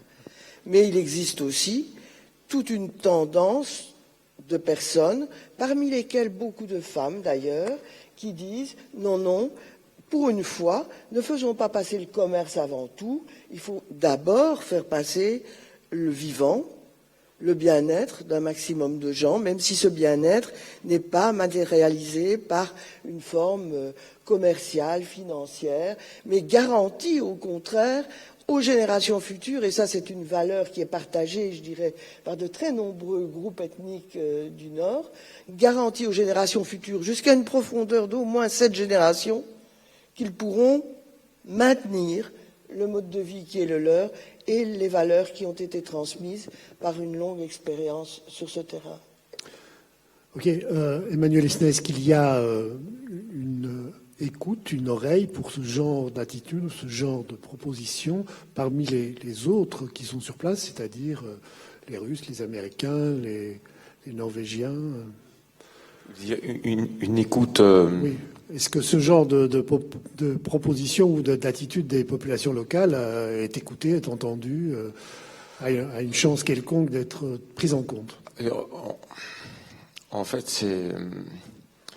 c'est assez compliqué parce qu'effectivement, je pense qu'il n'y a pas d'attitude typique de réponse type des peuples autochtones. Il faut savoir, le Groenland, par exemple, dans la langue locale, c'est qu'elle a c'est notre terre. Enfin, c'est un sentiment de propriété qui est une sorte, voilà, on fait partie d'un tout. C'est pas la terre qui nous appartient juridiquement, vers laquelle on va imposer nos droits. C'est pas vous, n'y allez pas. Et au contraire, il y a une ouverture. C'est notre terre. On est lié à la terre, on est lié aux animaux et à l'espace. Donc c'est une autre approche du monde, de l'environnement. D'ailleurs, vous prenez dans un village au Groenland, il n'y a pas de clôture. Enfin, j'en ai jamais vu. Le territoire ne leur appartient pas, d'ailleurs, il appartient à la commune. C'est un commun, en fait, le sol. Donc il y a déjà une conception d'un commun qui est leur vision traditionnelle. En dehors de cela, il y a aussi une autre préoccupation globale qui a du mal à trouver sa place dans tout ça, alors qu'on en parle beaucoup, mais au niveau plus, enfin, on en parle. Enfin, je veux parler simplement de la préoccupation climatique. Il faut savoir que eux, tels qu'ils vivent les choses au Groenland, vous allez à Kranak, c'est le village le plus au nord du Groenland, qu'on appelle Thule aussi. La mer gèle traditionnellement, j'allais dire, en tout cas habituellement, autour du mois d'octobre, vers mi-octobre, c'est gelé. Et on peut déjà pratiquement commencer à sortir en traîneau à chien. Aujourd'hui, la mer ne gèle pas avant le mois de décembre. Et ça, c'est valable à tout au village le plus au nord du Groenland. C'est valable aussi, on observe les mêmes phénomènes sur la côte est du Groenland, où il y a une arrivée d'eau douce, enfin d'eau chaude, qui vient du Gulf Stream d'ailleurs, qui se rabat contre la côte du Groenland, ce qui fait que les gens arrivent à sortir leurs bateaux, même en plein hiver, des saisons où on n'y allait vraiment qu'en traîneau à chien. Donc pour tous les chasseurs, il y a ce changement fondamental qui est un changement de climat, le changement climatique qu'ils vivent dans leur chair et dans leur âme. Et ça, c'est une atteinte, je dirais, à l'âme des Inuits, c'est une atteinte profonde et qui rend souvent, ce que j'observe, les chasseurs assez pessimistes, en tout cas vis-à-vis des générations suivantes. Ils ont pour souci essentiellement que leurs fils ne soient pas chasseurs, parce que c'est devenu vraiment un métier trop difficile. Voilà, on gagne de moins en moins bien sa vie, c'est devenu très dangereux parce qu'on passe à travers la glace. Donc la tendance est à la fois, ce sont un peu les gardiens de la nature, comme c'est ce que dit souvent Jean Mallory, il dit on a plus à apprendre en définitive peut-être de la nature, du contact de la nature que de la science. Eux ont à ce titre beaucoup de choses à nous apprendre parce qu'ils sont plus proches de la nature, mais combien parmi eux restent proches de la nature? Peut-être de moins en moins. Donc il y a cette génération qui voit les choses passer, à la fois sur le plan sociologique, parce que le monde change très vite, et les enjeux dont on parle, et puis cet enjeu climatique qui est une réalité pour eux. Simultanément, il ne faut pas oublier que la calotte glaciaire, c'est la grande réserve d'eau douce de l'hémisphère nord. Si la moitié de la calotte glaciaire du Groenland disparaît, c'est quand même pas moins de 3 mètres de plus au niveau des océans, sachant que l'équivalent se fondra en Antarctique, ça fait 6 mètres, plus la dilatation des océans. Enfin, c'est pour vous dire qu'ils ont tout autour d'eux, parce que le Groenland s'est habité seulement sur une toute petite frange côtière, tout le reste c'est des montagnes inhabitables, avec la calotte glaciaire qui est retenue par les montagnes et qui s'écoule à travers les fjords, sous la forme d'iceberg. mais ils sont aussi les gardiens d'un patrimoine mondial. Un patrimoine mondial exceptionnel. C'est même pas un écosystème parce que c'est que de la glace, donc il n'y a même pas de système écologique qui fonctionne à partir de tout ça, c'est purement minéral. Mais la calotte glaciaire a un rôle déterminant sur le climat de l'ensemble de l'hémisphère boréal et sur le niveau des eaux de l'ensemble de la planète. En fait, on s'aperçoit qu'il y a beaucoup de zones cultivables, que ce soit l'état du Nil ou le fleuve jaune, enfin, dans beaucoup d'endroits du monde, où il y a le niveau des monts augmente, des mers augmentent, et le sol devient salin, quoi. Les gens qui ne peuvent plus cultiver de riz, il y a une perte de territoire agricole simplement parce qu'il y a de la glace qui fond au Groenland.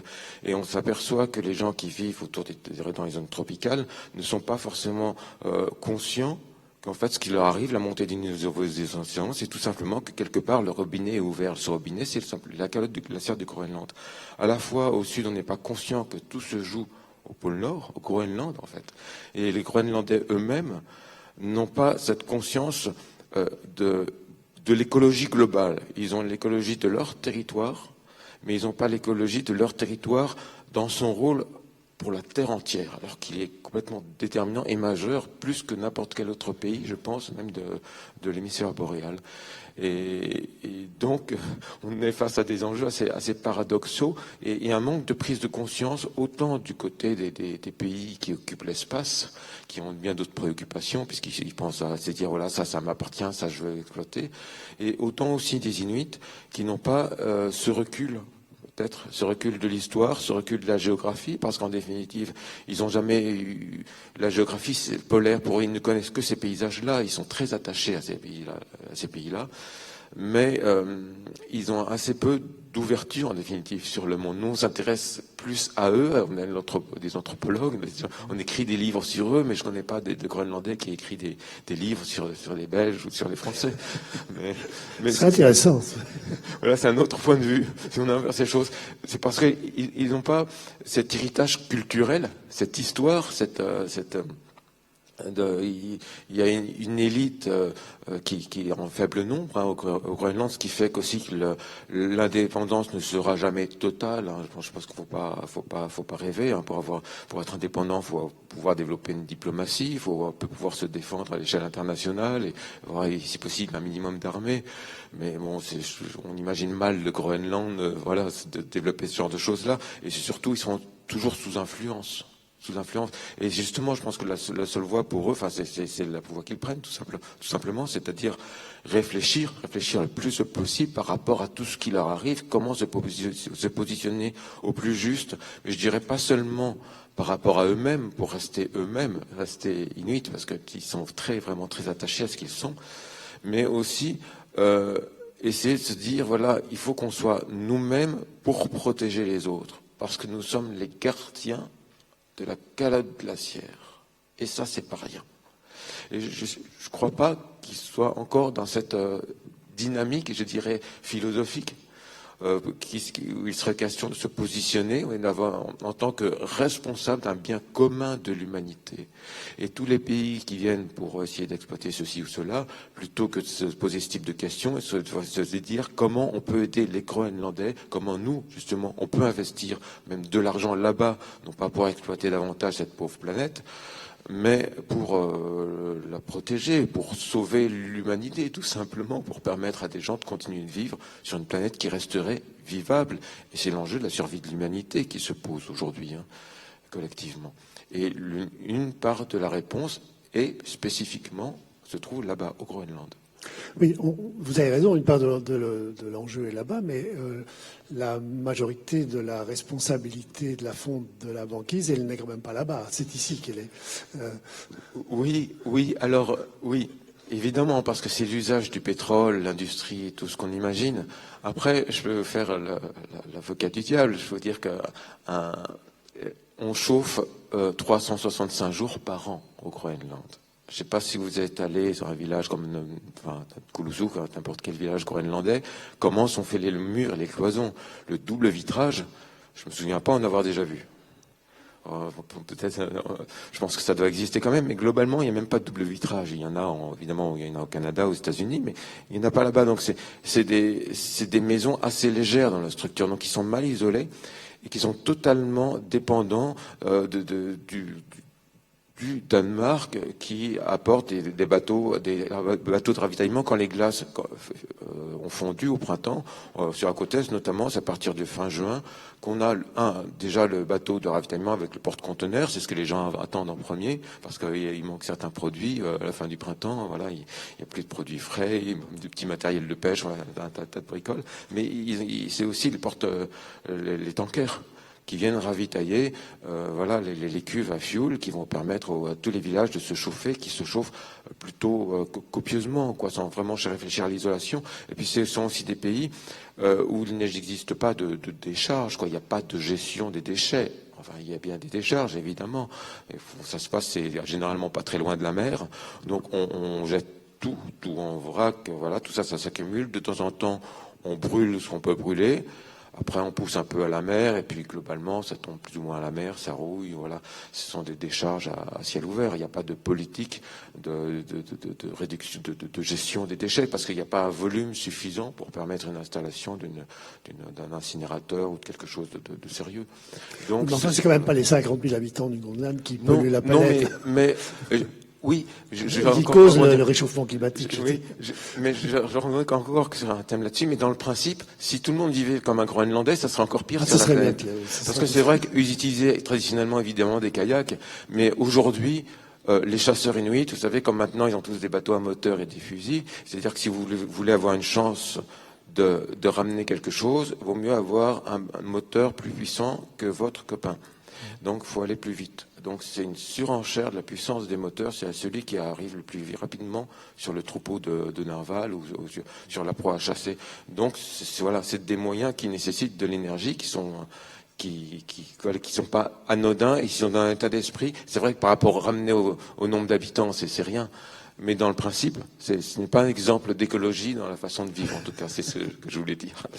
Alors, Anne-Cécile Van-Halem, est-ce qu'on doit avoir peur de ça? Est-ce que ça a été ce qu'on vient de dire, est-ce que c'est une des choses qui vous a motivé à écrire cette pièce et tout ça? Pour revenir à ce que vous disiez, moi, je sais que quand les questions que j'allais poser aux Groenlandais quand je suis partie la première fois, il y avait 2 questions portées sur 2 choses. La première, c'était leur rapport à la mort. Et la deuxième, c'était leur rapport au reste du monde. Et notamment dans la question du réchauffement climatique, effectivement, le fait qu'à la fois ils soient quelque part les gardiens en fait de cette zone qui a de l'influence évidemment sur le reste du monde, et systématiquement les réponses qui m'étaient apportées étaient: pourquoi est-ce qu'on nous charge, nous, et on nous rend, nous, responsables d'une chose à laquelle on n'a pas participé? J'entends bien qu'il n'y a pas de double vitrage et qu'il chauffe énormément, mais entre l'air conditionné utilisé en Inde, au Maroc ou n'importe où, dans n'importe quel pays chaud, et la gestion des déchets dans n'importe quel autre... Enfin, ils ont en fait une consommation qui est égale, qui est planétaire en fait. C'est la même chose, sauf qu'ils sont 50 000 habitants et qu'on leur reproche à eux, en fait, on leur dit maintenant c'est vous, attention... Il y a des gens qui veulent faire de l'argent avec vos ressources naturelles, mais vous ne pouvez pas les exploiter parce que vous êtes responsable de l'avenir de l'humanité. À des personnes vers qui on ne s'est jamais tourné.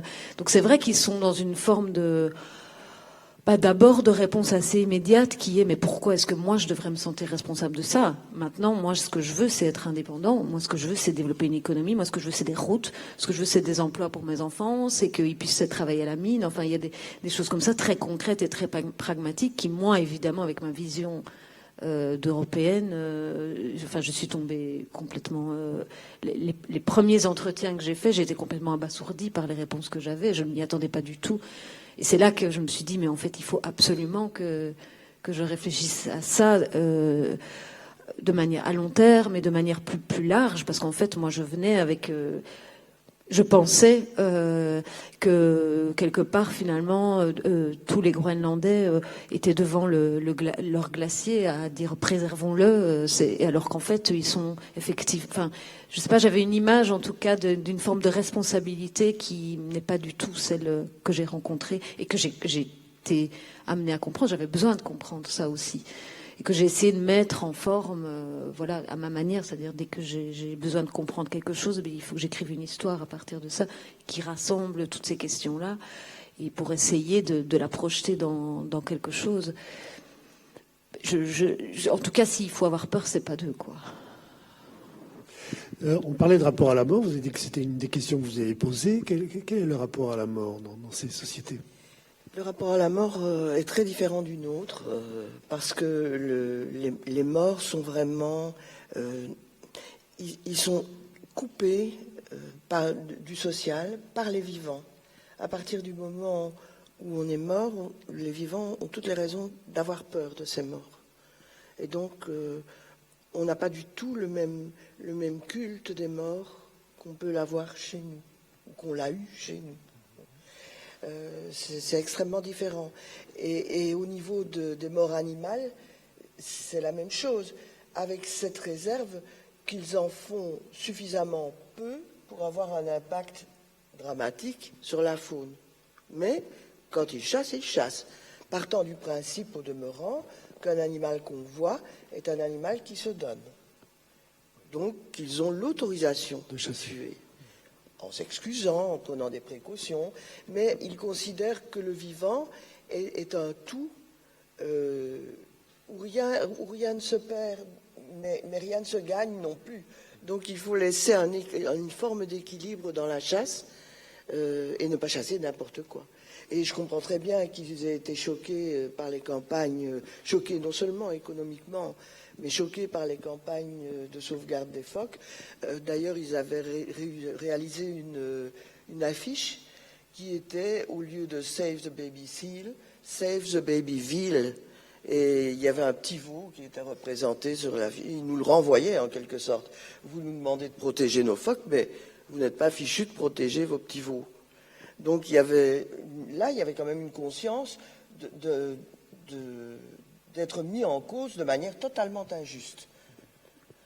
Et je pense que ce qui est en jeu maintenant pour nous, pays, aussi bien Russie, Amérique que tout pays voisin, qui sont en train de faire preuve d'une convoitise démesurée sur ces régions, c'est de savoir si nous sommes vraiment en période postcoloniale comme nous le prétendons, à un moment où on gomme les musées coloniaux comme si ça n'avait jamais existé parce que c'est incorrect politiquement, mais là on est devant une situation bien concrète, bien actuelle, bien politique. Qu'est-ce qu'on fait? Est-ce qu'on continue à exploiter et à coloniser, ou bien est-ce qu'au contraire on essaie de se réunir autour d'un autre enjeu? Mais je suis très pessimiste. Face aux intérêts économiques et stratégiques. Oui. Parce qu'on se rend compte que le sort même des peuples autochtones est à peu près partout ignoré, même s'ils sont représentés maintenant, même s'il y a des sommets qui les rassemblent, même s'ils viennent participer au sommet climatique, on les entend parler, mais je n'ai pas le sentiment qu'on les écoute.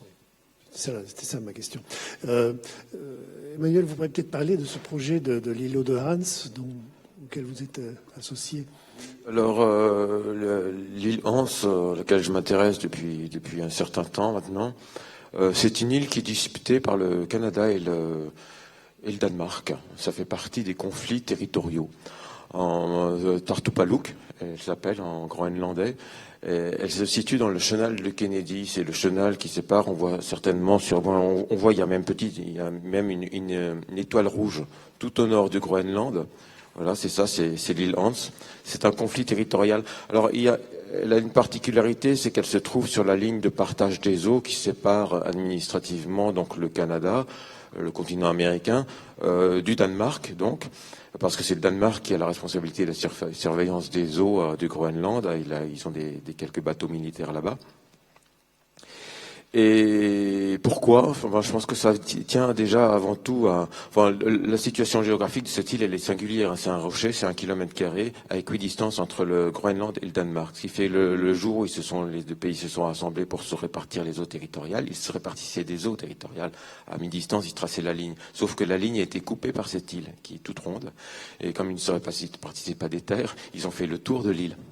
Ce qui signifie que si vous trempez les pieds à droite de l'île, vous êtes en Europe, et à gauche en Amérique.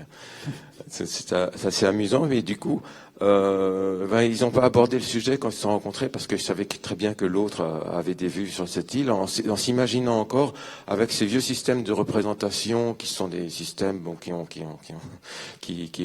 dominé le monde depuis un certain temps. C'est-à-dire le premier qui arrive, il en est propriétaire. C'est-à-dire que la première chose que fait un explorateur quand il débarque quelque part, je dirais un explorateur occidental, c'est de mettre les pieds à terre et puis de poser un drapeau. C'est-à-dire que c'est à moi, en tout cas, à mon pays, à mon roi, à ma nation, ce qu'on veut. Donc on en est encore là, ce qui fait que ces deux pays continuent à entretenir une guerre des drapeaux. Il y a à la fois le drapeau danois sur l'île Hans et le drapeau norvégien, canadien. Merci. Et ça, c'est pas de se solutionner. Alors, ce que je voudrais, c'est proposer une solution alternative. C'est-à-dire d'en faire une terra nullius, comme administrativement, c'est un statut qui existe au sein de l'ONU. C'est une terre qui ne relève d'aucun État, de manière à ce qu'elle relève d'une responsabilité collective, c'est-à-dire qu'elle appartienne symboliquement à tous. Ce qui ferait une sorte de précédent diplomatique, ce qu'on ne peut pas faire à l'échelle d'un continent de l'Antarctique. Je me dis que peut-être pourrions-nous le faire à l'échelle d'un caillou, d'1 km², qui est totalement inhabité, bien entendu. C'est une zone qui n'est pas habitée. Donc il n'y a pas de légitimité par l'occupation, je dirais. La seule légitimité, elle est liée à la proximité des côtes. Donc, les premiers seuls les premiers à l'avoir découvert, ce sont évidemment les Groenlandais. Donc l'idée, c'est d'en faire une île qui appartiendrait à tous et qui nous aiderait à prendre conscience de l'enjeu particulier qui se joue sur cette île-là, parce que le chenal de Kennedy, c'est simplement la voie qui relie la mer de Baffin à l'océan glacial arctique. C'est la voie la plus directe pour atteindre le pôle Nord, et c'est pas par hasard si Robert Peary, alors la première exploration à pied du pôle Nord, elle est passée par là, elle est passée par ce chenal, c'est la voie vraiment la plus directe. Et c'est à la fois une voie qui pourrait s'ouvrir, ce qui est à la navigation, à la faveur de la fonte des glaces dont on parle tant. Les banquises pluriannuelles qui coiffent l'océan glacial arctique, comme ça a été rappelé tout à l'heure, ont un rôle vraiment déterminant sur le climat de l'hémisphère boréal. Le jour où ces glaces auront terminé de fondre, déjà, il n'y aura plus l'effet d'albédo, donc tout le rayonnement solaire, c'est un peu le roman de Jules Verne dont je vous parlais tout à l'heure, sera absorbé par l'océan. C'est-à-dire l'océan glacial arctique se mettra à avoir une température légèrement positive. Sa température normale, c'est moins 1,8. Il est toujours à la limite de la congélation de l'eau de mer.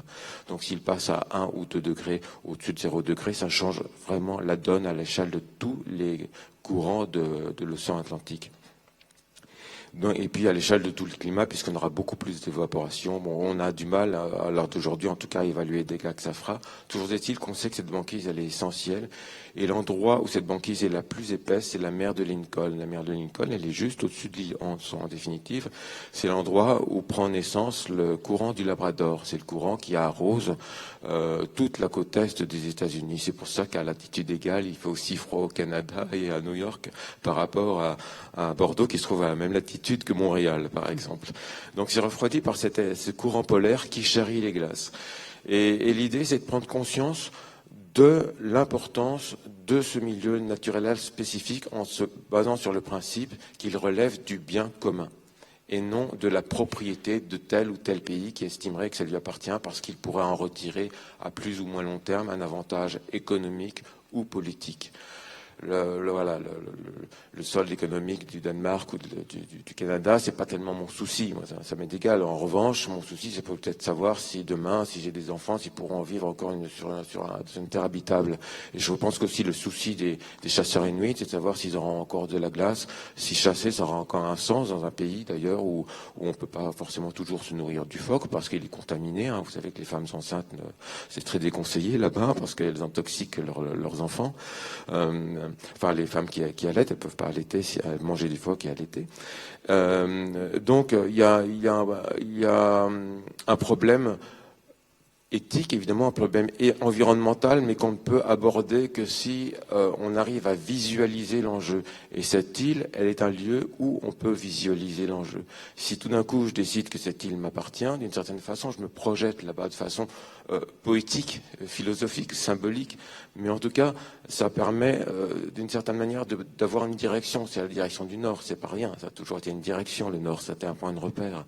Et d'avoir ce point de repère-là universel, qui serait un point de repère de conscience et un point de repère de responsabilité, ça pourrait peut-être introduire, en allant plus loin dans cette démarche politique de savoir à qui appartient cette île, qu'elle n'appartient à personne, pourrait introduire une autre façon de voir les choses, qui placerait l'intérêt commun avant l'intérêt particulier des nations ou des compagnies pétrolières ou des individus, ou parfois des peuples. Parfois un peuple qui va revendiquer pour lui-même.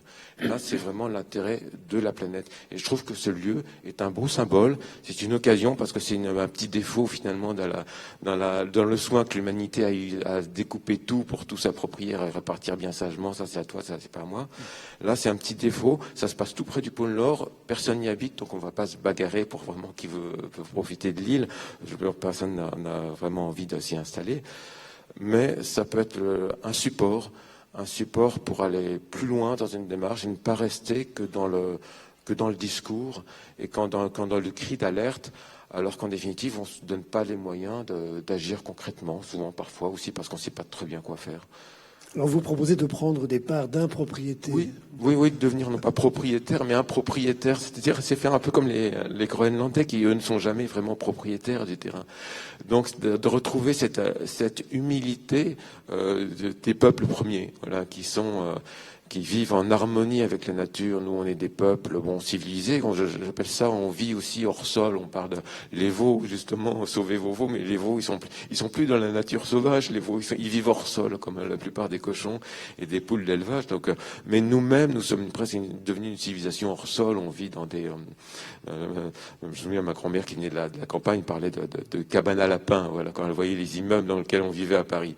Mais voilà, on vit dans des cages, en fait, dans des boîtes. Et c'est peut-être temps de retrouver un contact physique avec la nature. Et c'est aussi ce à quoi nous invite le Groenland.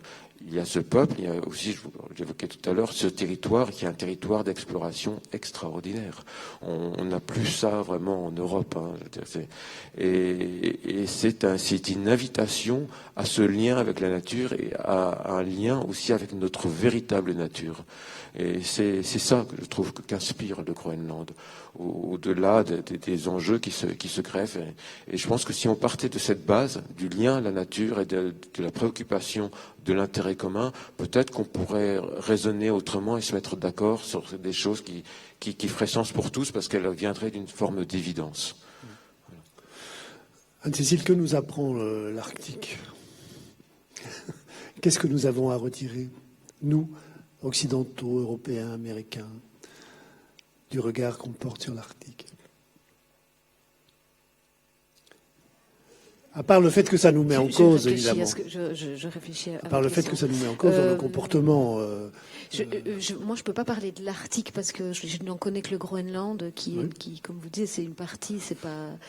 Mais en tout cas, moi, ce qu'elle m'a appris, ce que ça peut m'apprendre, en tout cas, c'est de.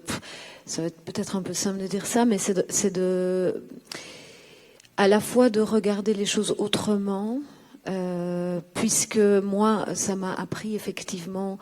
En fait, c'est à la fois regarder les choses autrement et en même temps, il y a ce que je vois me fait très peur parce que j'ai l'impression que c'est quelque chose qui se reproduit. Hein, le destin des populations autochtones, ces richesses dont on sait qu'a priori, si elles pouvaient être exploitées, ne seraient pas à leur profit, mais justement, comme vous disiez, elles en seraient plutôt les victimes que les. Donc ça, c'est plutôt une sorte de reproduction de schémas qu'on a connus ailleurs, et donc ça offre une vision assez pessimiste et un peu fataliste de l'avenir, en tout cas. voilà, moi je m'intéressais évidemment au Groenland. Souvent on me pose la question pourquoi le Groenland, pourquoi, et c'est vrai que c'est juste un territoire de fantasme qui a été, comme vous disiez, le Nord, c'est un point vers lequel on converge beaucoup parce que c'est vraiment une réserve de fantasmes, et en même temps en la vivant et en l'expérimentant concrètement, on se rend compte finalement que ces derniers territoires, un des derniers peut-être territoires dont une grande partie n'est pas encore exploitée, dont sur une grande partie on n'a peut-être même presque jamais mis les pieds, est peut-être voué en fait au même destin que le reste de la planète. Donc ça fait évidemment très peur. En vous entendant au tout début, vraiment le germe, le début de l'idée, avant même que j'aille au Groenland, du spectacle, de l'histoire que je voulais écrire pour Arctic, c'était l'histoire d'une jeune femme qui voulait en fait garder ce qu'il restait, ou en tout cas une partie de ce qui reste des eaux territoriales qui n'appartiennent encore à personne, puisqu'il y a la fameuse répartition de ces eaux qui est en train de se négocier, et qui voulait justement essayer de geler ça et de garder ça pour en faire un cimetière de l'humanité, et qui n'appartiendrait jamais à personne, et qui se battrait, en fait, l'idée, elle prenait ce bateau pour aller... Moi, il m'est en tout cas à moi essentiel de garder des zones de fantasmes qui ne sont pas exploitées, ou qui ne sont pas encore, sur lesquelles ne se sont pas reproduites les choses que l'on sait du monde et de l'humanité. Et j'ai très peur qu'en fait, bientôt, même celle-là n'existe plus. Même cette zone-là soit exploitée. Et c'est déjà un premier pas, puisque ce fameux mythique passage du Nord-Ouest, il est bientôt complètement exploitable, il est complètement navigable. Et donc c'est finalement une des dernières choses qui nous préservait, en fait. C'est grâce à nous. Et ce passage du Nord-Ouest, ce fameux passage à travers donc la banquise, c'est fait. Il n'y a plus moyen de revenir en arrière, à votre avis, Emmanuel? Le passage du Nord-Ouest, il n'est pas encore. Il a été passé pour la première fois par un bateau de commerce il y a une quinzaine d'années, je crois. Ça arrive qu'il soit emprunté, mais ça se fait pas systématiquement. C'était plus expérimental. Pour le moment, c'est pas encore une route ouverte au commerce. C'est trop aléatoire. Ça reste. Il y a toujours régulièrement des aventuriers qui expérimentent la chose, qui passent généralement en une seule saison. On peut encore se faire être bloqué au milieu de l'été dans le passage du Nord-Ouest et devoir attendre l'année suivante pour en sortir. Ça arrivera vraisemblablement à un moment ou à un autre, mais là aussi ça vient pas aussi rapidement qu'on aurait pu le penser, ne serait-ce qu'il y a 10 ans. En fait, la nature résiste quand même, quoi. Le pôle Nord ne se laisse pas conquérir aussi facilement. Voilà. Et votre réflexion par rapport à ces territoires de rêve qui s'éteignent et qu'il faut préserver, c'est amusant parce que quand Robert Peary a atteint en premier, c'était en 1909, le pôle Nord géographique, il a posé le drapeau américain, qui n'est pas resté longtemps évidemment, puisqu'on pose le drapeau sur de la mer, donc il y a des courants sur la mer gelée, il reste pas longtemps au même endroit. Eh bien, il y a eu des critiques pour dire, voilà, des gens qui étaient tristes de cet événement, vont dire parce qu'on met une borne à l'imagination. C'est un rêve qu'on efface. Voilà.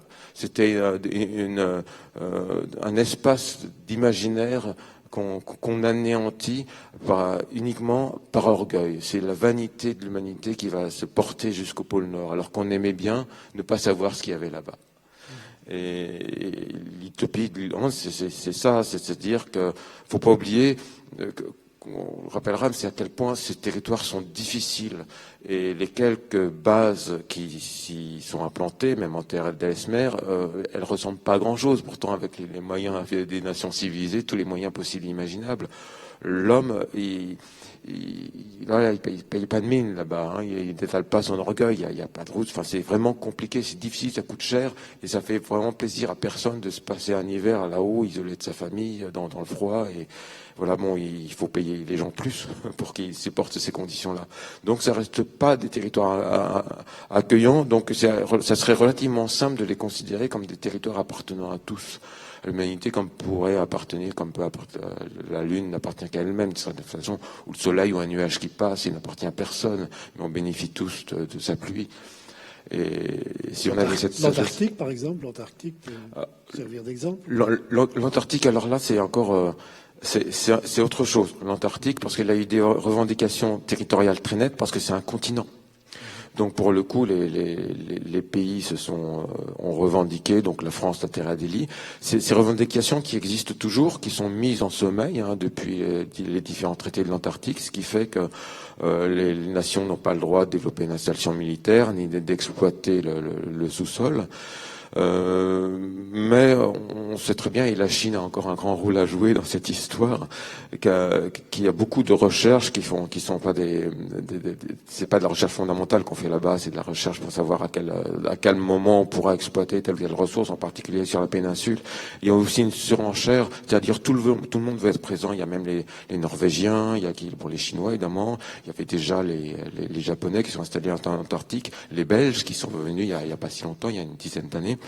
Tout ça pour nous rappeler qu'on est une nation puissante, et si on est capable d'avoir une base en Antarctique, au nom de la recherche scientifique qui a déjà été faite quand même par pas mal de gens, eh bien, on s'installe là-bas, mais c'est surtout au nom d'un orgueil national. Donc, on n'a pas vraiment évolué, et on va pas dans le sens finalement de cette paix qu'on voudrait préserver sur cette partie du monde, de façon à ce qu'elle puisse être contagieuse, cette paix, que cet esprit puisse rayonner dans le reste du monde.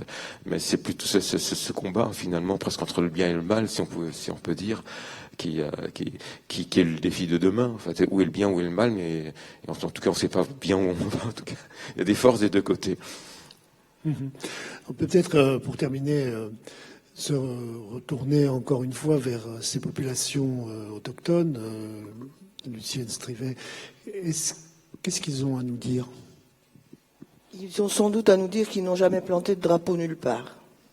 Pas plus qu'ils n'ont planté de clôture. Mais ce sont des chasseurs-cueilleurs. Les chasseurs-cueilleurs ne placent jamais de clôture. Non, exactement.